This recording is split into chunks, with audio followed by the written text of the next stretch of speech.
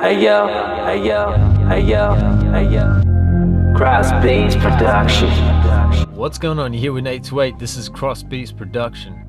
So I want to do a bit of a different video for you guys, and it's more or less how I set up my home studio, the things that I use, and just I guess an overview of all the products that I would recommend as far as a beginner home studio or even an intermediate type of home studio. So I basically can run my YouTube channel from the products I'm going to show you in this video, and I actually produce, record all of that stuff within my home studio. I don't have to go anywhere else to do any of this stuff that I do on my channel. So I want to show you some of the products that I use and just go over them so you guys understand what they are, how they work, and just a good idea of what you can get yourself.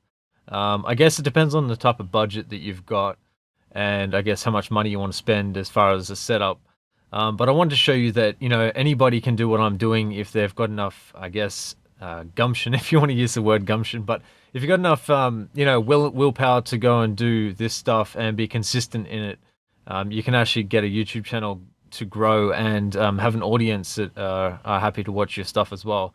So anyway, let's just go through a few of the products that I use. So first off on the screen, as you can see, this is several webcams that I have access to because of the church that I actually go to.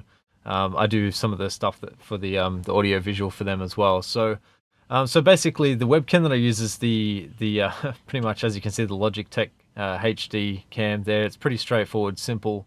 It just records video and it can do it up to 1080p, which is convenient, I guess, if you want high definition. So I've got that posted right up in front of me. You can see my face, and that's how I'm videoing myself right now. On my screen, how I record my screen, basically I use ScreenFlow, which is by Telestream. That's a product that they have. It's basically a really handy product. You can do editing in the actual product like you can see on this screen here. And I edit all my videos in there. I actually upload straight from Telestream straight from ScreenFlow to YouTube. Sometimes I edit stuff beforehand, obviously, and then I'll put it through YouTube. I post it on the upload section that you do there. But most of the time I can just post it straight through the ScreenFlow and then go from there. So that's the screen capture device, I guess, product that I use.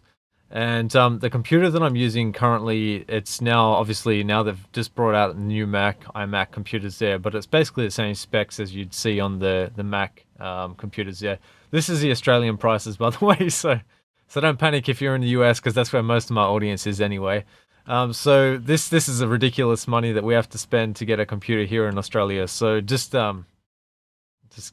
anyway, that's what the exchange rate is. So that's the computer that I'm currently using. It's not a 3.8, it's a 3.5, which I basically have the i5 3.5 gigahertz.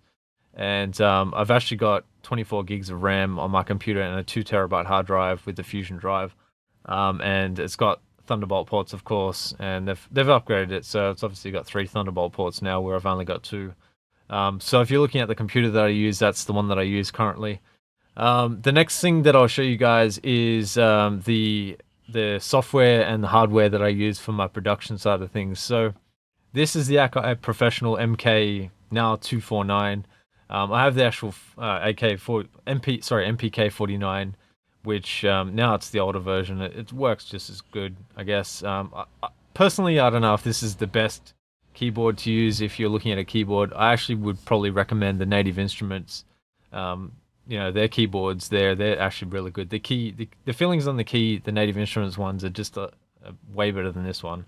But this is what I had at the start, and as you go through, or you're on a budget, you kind of just work with what you got. So recommendations, if you're looking at a new one, Native Instruments make a great one. There's other brands, obviously heaps of other brands that are out there that make keyboards. So keep your options open for that. That's just what I use. This is the 49 key one there. So next thing is the production side of things. So Studio One 3, which is why you guys probably watch my channel the most. That's the main DAW that I use. I also use Logic.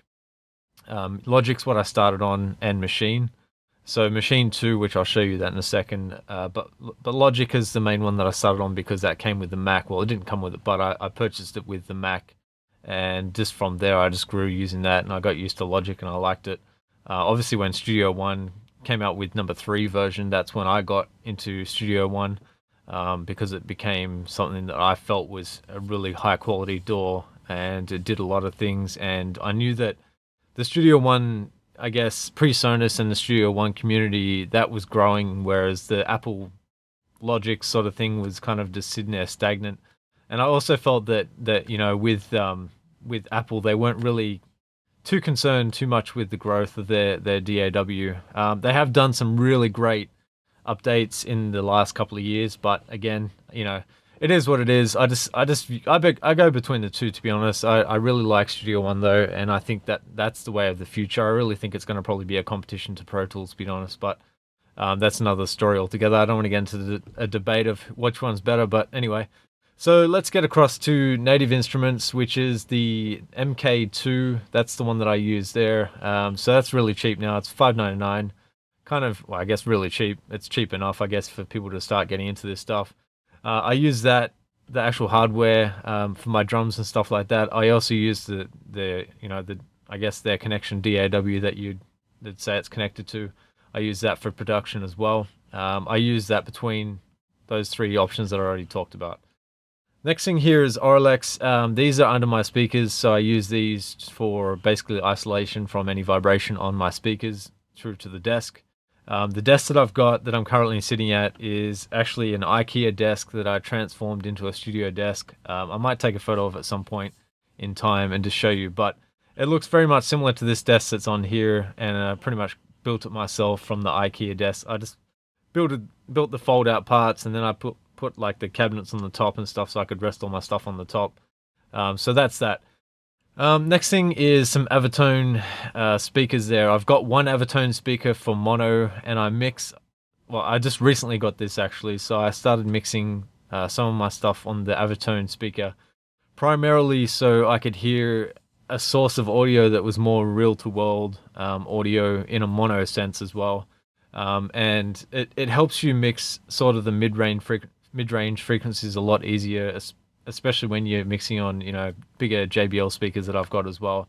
It definitely gives you a reference between the two, and I would recommend these, but I've got one single one which I bought, and I got that for a reasonably good price, brand new. So if you're looking at a good pair of speakers to mix, especially in a bad room, if you've got a bad room, which I have a bad room because I'm in a garage corner basically, with some sort of isolation going on around me, but it's definitely not the optimal position to be in, and especially for bass reflection and stuff like that, it's terrible. I do have a sub under my desk as well, which I'll go into that in a minute as well. But the recommendation that have always understood and read as well is to have speakers that don't have an actual escaping air hole, so that it doesn't interfere with your room and stuff like that. And also depending on where your speakers are positioned on into the wall as well. So these are good speakers if you're mixing for real world situations, and they help you if you're doing that. I'll show you the next thing that actually is the JBLs, which is what I use currently for studio monitors. These are probably in the price bracket one of the best speakers that I've ever heard personally.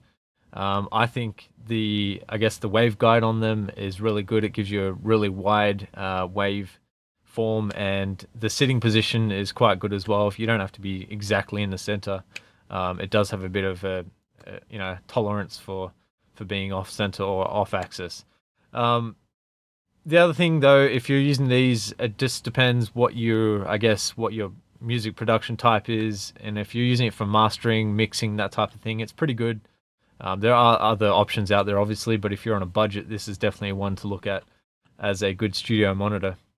Next thing is the Universal Audio, which is now the MK2. I've got the original one, which is just a silver face version of this, and pretty much has the exact same features. Apparently this has a bit better A to D conversion. I don't know, I haven't heard too many good things about it being a lot better than the older one, but apparently it's got a little bit more headroom. From what I read on the instruction manual as well, it does have a slight amount of more dB in headroom than the older version, which I'm using currently. But I haven't found it to be worthwhile yet to upgrade. So I guess that's something that people can look at if they're interested. But if you haven't got the UAD hardware and you're looking at hardware, this is a good entry level to get into to do that. There are heaps and heaps of audio interfaces out there. by no means think that UAD are better than anybody else, because I don't think that. I just like the way that they work. I like the plugins that you can get with it, and I like the fact that it can include so much in one little box that I can run from. So that's the audio interface. It's really good. It's actually Thunderbolt, which comes in USB as well. The older silver face one is a USB, but mainly the Thunderbolt one is what I would recommend if you're looking at zero latency and that sort of stuff. I'll get into another video, which is going to be separate to this video, about my recording vocals and things like that, because I actually had a subscriber ask me about that, and I want to go into detail about the bit rate and stuff like that. I guess the sample size I use and things like that to explain that. Next thing, you're hearing my voice off this microphone right now, which is a cheap USB microphone that I've just put up on a boomstick. Like, it's basically coming out of the. You can probably see it on the camera actually. So that's how I'm recording my voice, and that doesn't have any pop filter on it or anything like that. And at a distance, it kind of works well. So that's kind of cool there.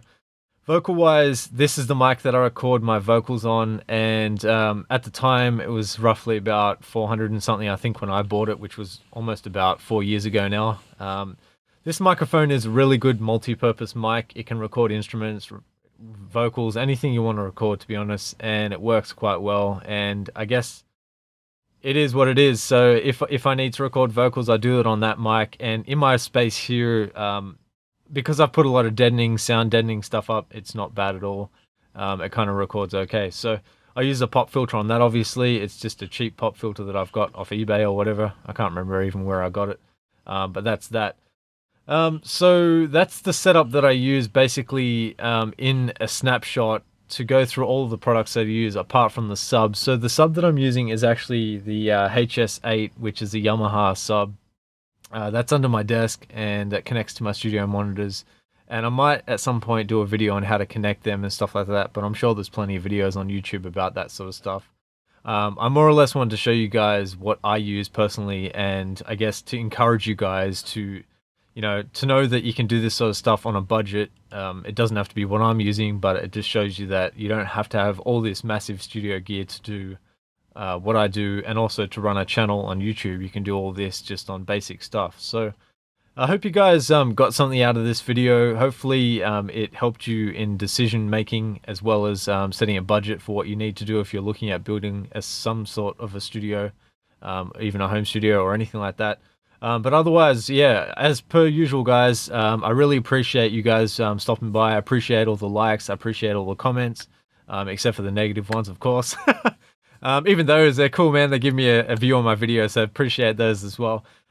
So anyway, I hope you guys enjoyed this video, and I'll catch you guys in the next one. Peace. Hey yo, hey yo, hey yo, hey yo. Crossbeats production.